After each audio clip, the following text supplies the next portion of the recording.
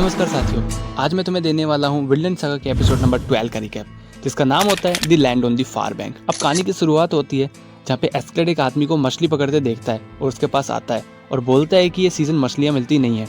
और आदमी उसे बोलता है कि उसे फर्क नहीं पड़ता कि उसे कुछ मिले या ना मिले, उसका असली काम है फेरी ऑपरेट करना। और वो एस्केलेड को बोलता है कि तुम्हारी इंग्लिश अच्छी है, क्या तुम डेन हो? तो एस्केलेड उससे पूछता है दूसरे छोर पर आदमी ले जाने में कितना खर्चा होगा। तो वो बूढ़ा आदमी उसे 2 सिल्वर कॉइन्स की मांग करता है और बोलता है कि शराब भी चलेगी।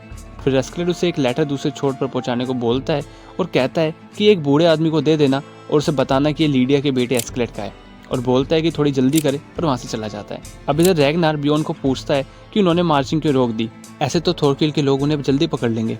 तो बियोन उसे चुप रहने को बोलता है और बोलता है कि जब ईयर काम कर रहा होता है तो सबको शांत होना होता है। और ईयर को पूछता है कि क्या उसे कुछ मिला। तो ईयर बताता है कि थोरकिल के लोग सिर्फ उन्हें 1 दिन में पकड़ लेंगे, जहाँ पे बियोन हैरान हो जाता है और वो बोलता है कि कल तक वो 2 दिन दूर थे। तो एस्केलेड उन्हें बैकअप आने तक मार्चिंग करने को बोलता है और सब आपस में बात कर रहे होते हैं कि रेनफोर्समेंट कब आएगी, यानी कि बैकअप कब तक आएगा।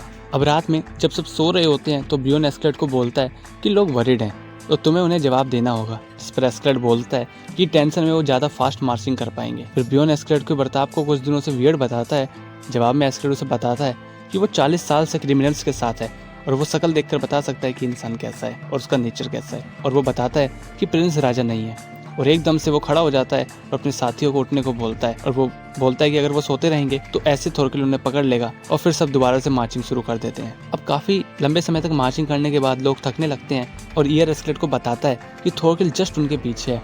तो एस्केलेड बोलता है कि वो इस बात से अवेयर है और एस्केलेड बोलता है री-इन्फोर्समेंट यानी बैकअप सामने ही है। और फोक के पीछे से हम 2 आदमी को खड़े होते हुए देखते हैं। जब एस्केलेड उनके पास पहुंचता है और उनका शुक्रिया अदा करता है और वो बोलता है कि कमांडर खुद वहीं पे आए, जिसके लिए मैं शुक्रगुजार हूँ। तो कमांडर उसे बोलता है कि काफ़ी टाइम हो गया है हमें मिले हुए। और फिर हम एक बड़ी सी शिप देखते हैं और इधर थोरकिल के 2 आदमी थोरकिल के पास पहुँचते हैं और उसे बताते हैं कि एस्केलेड नदी की दूसरी तरफ चला गया है और उन्होंने एक बड़ी सी शिप को देखा है वहाँ पे। क्योंकि फॉग था तो वो उसे ज़्यादा क्लियर तरीके से नहीं देख पाए। तो थोरकिल को हैरानी होती है कि नदी पार के लोग इनकी मदद कर रहे हैं। और थोरकिल बताता है कि नदी पार की जगह वेल्स है और हमें यहाँ पता चलता है कि वेल्स एक माउंटेन रीजन है जहाँ पे सोर्सेज की कमी है और रोमन साम्राज्य समाप्त होने के बाद वेल्स कभी स्ट्रॉन्ग शासन में नहीं आ पाए और हजारों सालों से उनके कई दुश्मन रहे। अब इधर एस्केलेड और उसके साथी वेल्स तक पहुंच जाते हैं और रैगनार खुश हो जाता है और एस्केलेड की सराहना करता है और बोलता है कि शिप्स की हेल्प से वो आसानी से गेन्सबर्ग पहुंच जाएंगे, जहाँ एस्केलेड बोलता है कि वो अब पैदल ही आगे का सफर करेंगे। जिसे सुनकर रैगनार गुस्से में हो जाता है क्योंकि वेल्स उन्हें पसंद नहीं है और यहाँ प्रिंस की जान को भी खतरा हो सकता है। जिस पर एस्केलेड बोलता है इसके लिए मेरे पास थोरफिन है और वो थोरफिन को प्रिंस का बॉडीगार्ड बनने को बोलता है। जिस पर थोरफिन मना कर देता है, बट एस्केलेड उसे एक ड्यूल गिफ्ट करता है और बोलता है कि जब वो गेन्सबर्ग पहुंच जाएंगे तब वो एक ड्यूल कर सकते हैं। जहाँ थोरफिन मान जाता है और प्रिंस को देखता है, जिसे देखकर प्रिंस डर जाता है और वो रैगनार के पीछे छुप जाता है। और बियोन पीछे से हंसता है, जिस पर एस्केलेड थोरफिन को बोलता है कि उसे मैनर्स नहीं है कि कैसे लोगों से बात की जाती है। अब ग्रेटियोनस यानी री-इन्फोर्समेंट का कमांडर थोरफिन को देखता है और बोलता है कि इसकी शक्ल खतरनाक है पर चेहरा अच्छा है। इस पर एस्केलेड बोलता है कि ये मेरा आदमी है। और ग्रेटियोनस की नज़र फिर प्रिंस पर पड़ती है और वो उसे देखकर बोलता है कि इसकी आंखें कमजोर हैं, क्या यही व्यक्ति इंग्लैंड का नया राजा बनेगा? और वो प्रिंस को बोलता है इंग्लैंड का किंग बनने के बाद वो वेल्स के मामलों में टांग ना अड़ाए।